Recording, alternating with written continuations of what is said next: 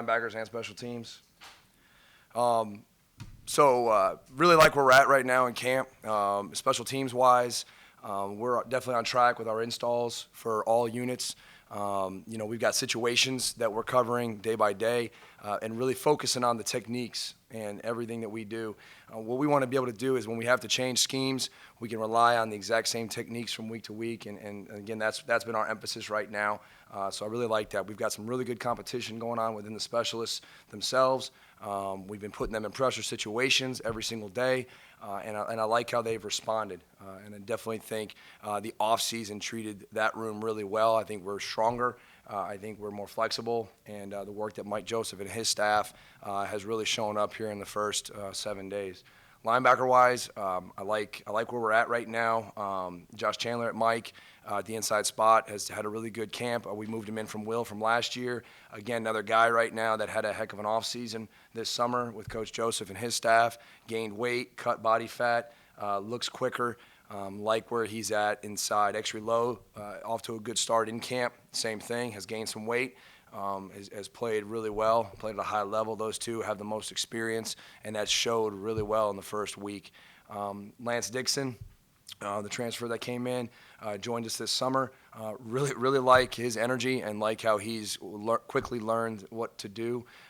Definitely a different level right now from the guys that have played more football here within this defense, but every day is grasping the scheme and the techniques, and they are different than what he's done in the past. So I like where he's at. Deshaun Stevens at the other Mike position, other transfer that we had that came in from Maine, grad transfer, different body type than what we've had in the room, bigger kid, but has played inside the box.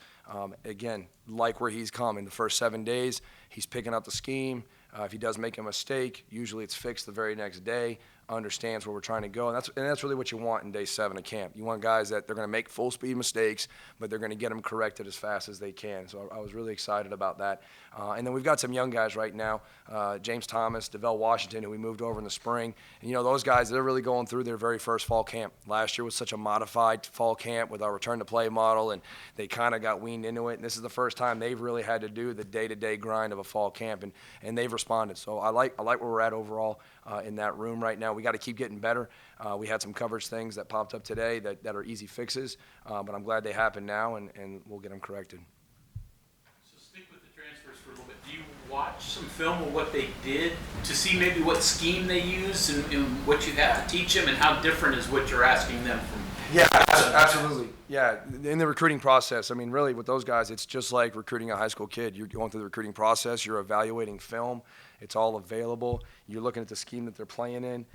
For Lance, where he played, there was some carryover, but there are some things that are very different. And you kind of hit the nail on the head. I kind of knew what they were ahead of time, knowing what he was doing at Penn State, and we've addressed that. And on those things that I knew and that we addressed early on, he's actually been doing pretty good in that. Deshaun Stevens, kind of played an edge guy for a couple years and then moved to the inside his last year at Maine. So he has experience, kind of our bandit and our Mike, and that has showed up when he's rushed the passer. He has experience doing that. So there's some things that he's done that I really like. Some things in coverage for us, probably a lot more different than what he's done. So we've known that. We're working on that, but that's a great point. But no doubt, during the evaluation process, I had a really good understanding of what I was going to have to work on the most with those guys. Exery mentioned the other day, he said he thought they needed to clean up communication. Yeah. Are you seeing that? Guys willing to talk and speak up when they need to? 100%. That was one of our points of emphasis coming into the camp is communication. And, today's day in college football, there's no stationary targets anymore. They're going to motion. They're going to give you formations that are into the sideline. They're going to give you multiple speed threats. You've got to be able to adjust your coverages and do it on the move when they're moving backs and they're moving tight ends. So communication has been an emphasis. We've been going with the secondary and doing the picture. But at linebacker, we talk about being the heartbeat of the defense, and we got to connect the front end to the back end. So not only with the coverage checks, but also the front checks to make sure that we're getting all the movement and the things that we do inside. So I would agree with him. That's something that we're continuing to work on, but I have seen improvement in that. So a lot of the things that maybe when assignments are blown, it's because of communication? Yeah, absolutely. I mean, that's part of it.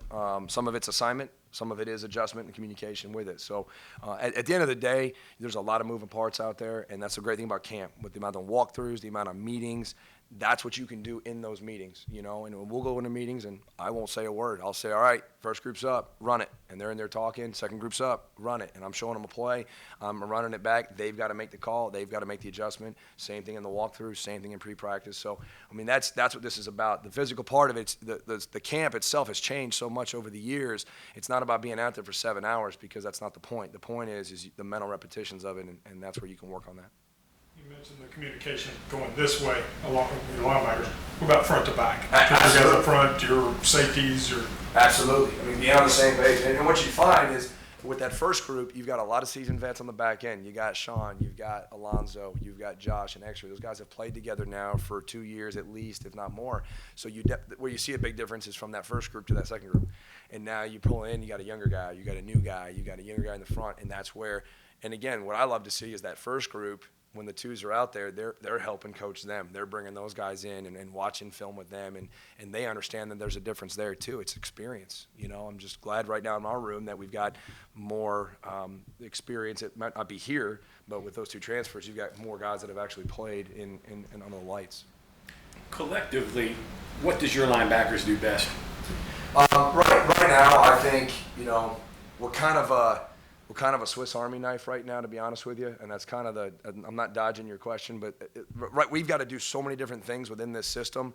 We've just got to make sure that we're accurate in our positioning within the scheme, and that's what we've done the best right now is that. We've had some communication things, but for the most part, our missed assignments in camp have been minimal. And that's to me, that's the best thing. We flashed as pass rushers. We have flashed in coverage. I think we're fitting the run better than we did at any point last year. I think we've been more consistent in our run fits than we were at this time last year, really at any point last year. So, you know, but being where we're supposed to be and fitting, I like where we're at this point. In the way practices are structured today, any concern about tackling? I mean, you don't really. Yeah, well, yes and no. Yeah. At the end of the day, I've always been a very firm believer, all right? 80% of tackling is angles. And you can work that without contact. You can work that without pads on. And if you watch it, a lot of missed tackles are overrunning the football. We did a non-contact drill today, and it was as intense as any drill that I've done all camp, but it was all about running angles and being inside out to the football and being able to get your body from a full speed to a under control position to be able to finish a play in space. And that's where the game has changed. Inside backers, there are no more thumpers. They've got to be able to make plays in space, just like an outside backer. It doesn't change. So I'm a firm believer. Sometimes your best tackling drills are 7-on-7 because that ball gets checked down and everybody's collecting to the ball and everybody has to make their angles and keep their leverage on the football. And if you do that, and I think that's why we had some success last year on defense, you know, Jordan had identified really early on from 19 to 20, angles was our biggest problem, and that's where the biggest jump was last year. Well, it's no difference in our approach this season. So proper positioning is important. 100%. Proper position, your body position, position to the ball, your body position, and your eyes. 100%. You've got to have your eyes in the right place. Just switching to special teams, Coach Brown described in the spring all the competitions you did, the small groups to identify guys. So now at this point in the fall, where are you in starting to identify, hey, these are our guys for each team, and when do you start narrowing that down and saying, okay, here's who we're thinking about putting out there and getting some work for them? Yeah, well, like Coach said, you know, we put so much emphasis in that drill work and that competition work this spring, and we had live competitions, and it was intense. And we came out of spring and we said, okay, out of this information, we're going to develop the depth charts for each phase, and we're going to work on these guys. Well, we have stuck to that in these first 7 days. We're going to stick to that through tomorrow. Then after tomorrow, once we get some true live stuff in the scrimmage, then on Sunday we'll come in, and then we'll start kind of looking at, okay, here's where we're in spring, here's where we are after 7 days of fall camp, here's where we can maneuver some guys. Now, the other great thing, the thing that I love, some of your true freshmen. We did a competition drill yesterday. We had some guys that have been here for a month that stood out. So now you take guys from spring, and now you bring in a true freshman here, a transfer here, and now you're adding to it. We had them penciled into some areas, but now to see them go against guys that have done it in games and have some success, okay, now you can grow that. And again, you're growing your depth now on teams, and you'll see that all the way across the board. So, but we're going to stay consistent until at least through tomorrow. Where do you see your biggest battles among the specialists? Right now, I think Kickoff-wise, right now, we're getting our depth on our kickoff and getting our hang time. You know, we'd like to try to get that as close to the goal line as we can. We've got good competition on that right now. I think, you know, we've shown flashes of being where we want to be. That we gotta be more consistent on that. I've seen some improvement in our punts, distance-wise. Like I said, with the work the offseason that we had with Coach Mike Joseph and his staff. I've seen better hang time. I've seen more distance on that. Field goal kicking, they've kind of taken turns having their day. Evan had a good day early on, hit a clutch kick. Today, Casey Legg hit a clutch kick. You know, Coach Brown's put them in pressure situations. Long snappers, same deal. You know, we've got to be consistent with those guys. We've got 2 new guys that are fighting it out. We got a heck of a competition right now with them. So I'm really pleased with how they are all competing right now. You know, consistency is key, but we're going to see as we continue to put them in pressure situations who's going to rise up on that. If 2 guys are just so close, like take long snappers for example, that you know you're looking at it and you can't determine what ends up being the determining factor. We're going to make sure there's a determining factor. That's the answer, to be honest with you. We chart everything, and it's the precise location, we time everything. I mean, it's almost impossible to say, it's a dead heat. No, there's going to be a difference. Now, what you got to understand, 1/10 of a second on a long snap, that's a lot.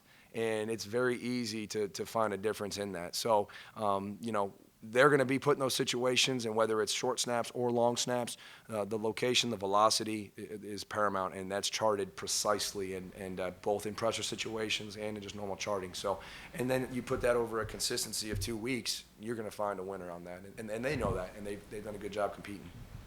Jeff, I'm going to take you a little different direction. I understand, I believe you have a history with Field of Dreams.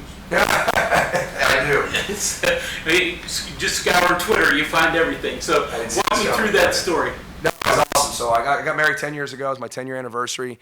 And I actually got married. My wife is from the state of Iowa. I got married in Dubuque, Iowa, which if you watched the game last night, which is where a lot of the Fox announcers and a lot of the teams, I think that's where they stayed.